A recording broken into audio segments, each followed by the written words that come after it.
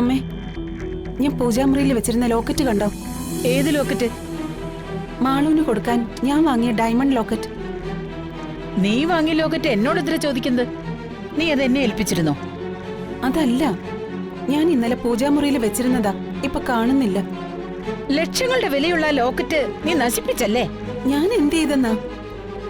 ഭഗവാന്റെ മുന്നിൽ പൂജിക്കാൻ വെച്ചതാ, ഇപ്പൊ അത് കാണുന്നില്ല.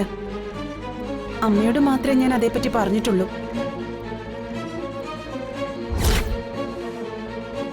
എന്താ, ഞാൻ മോഷ്ടിച്ചെന്നാണോ നീ പറഞ്ഞു വരുന്നേ? എന്തിനാ ഇങ്ങനെ എഴുതാപ്പുറം വായിക്കുന്നേ?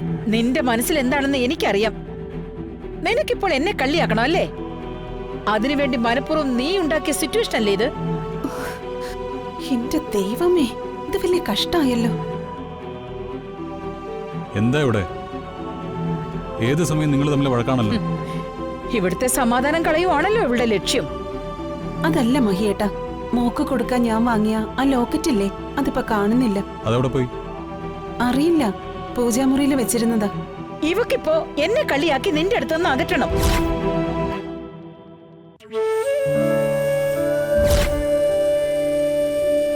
അതിനുവേണ്ടിയാ ഓരോന്നും കാട്ടിക്കൂട്ടുന്നത്.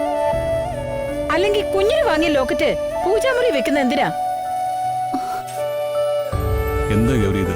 മഹിയേട്ടാ, ഞാൻ ഒരുപാട് ആഗ്രഹിച്ച് വാങ്ങിയതാ ആ ലോക്കറ്റ്. എങ്കി പിന്നെ നീ നിന്റെ വീട്ടിൽ കൊണ്ടുപോയി കൊടുത്തതാവും. ലക്ഷങ്ങൾ വിലയുള്ളതല്ലേ? എന്നിട്ട് കാണാനില്ലെന്ന് പറഞ്ഞൊരു നാടകം കളിച്ചാ മതിയല്ലോ. ദേ അമ്മ, വൃത്തികേട് പറയരുത്. ഞാനാണോടി വൃത്തികേട് പറയുന്നത്? നീ ഇന്നലെ എന്തൊക്കെ എന്നോട് പറഞ്ഞത്? അതൊക്കെ ഞാൻ എന്റെ മോനോട് പറഞ്ഞാലേ ഈ വീട്ടിൽ നിന്നും അവൻ തന്നെ നിന്നെ ഇറക്കി വിടും. ഞാൻ അറിയാതെ എന്തൊക്കെയാ ഇവിടെ നടക്കുന്നത്? അതേ മോനെ, നീ ഒരു പാവ. അതാ ഇവള് നിന്നെ ഇങ്ങനെ പറ്റിക്കുന്നത്.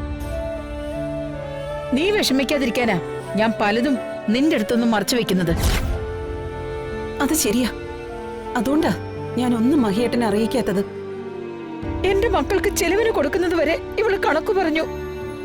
അത് നിനക്കറിയൂ മോനെ? ഗൗരി, നീ നിന്റെ നില മറക്കരുത്.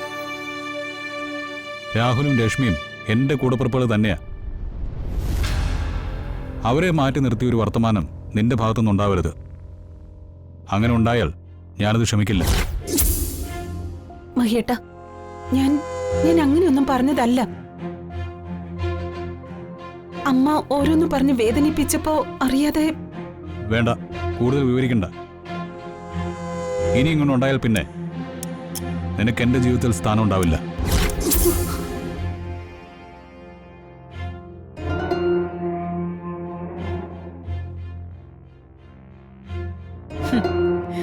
മഹി പറഞ്ഞത് നീ കേട്ടല്ലോ. എന്നെ കുറിച്ച് നീ എന്തു പറഞ്ഞാലും അതൊന്നും എന്റെ മകന്റെ തലയിൽ കേറില്ല. പിന്നെ ഞാൻ കഴിഞ്ഞുള്ള സ്ഥാനമേ നിനക്കുള്ളൂ. അതിപ്പോ അവന്റെ ജീവിതത്തിലാണെങ്കിലും മനസ്സിലാണെങ്കിലും. അതുകൊണ്ട് അടങ്ങി ഒതുങ്ങി ഇവിടെ കഴിഞ്ഞാൽ നിനക്ക് കൊള്ളാം. ലക്ഷങ്ങൾ വിലയുള്ള ആ ലോക്കറ്റ് അത് നീ തന്നെയാ മോഷ്ടിച്ചത്. അത് തിരിച്ചു കൊണ്ടുവരേണ്ടത് നീയാ.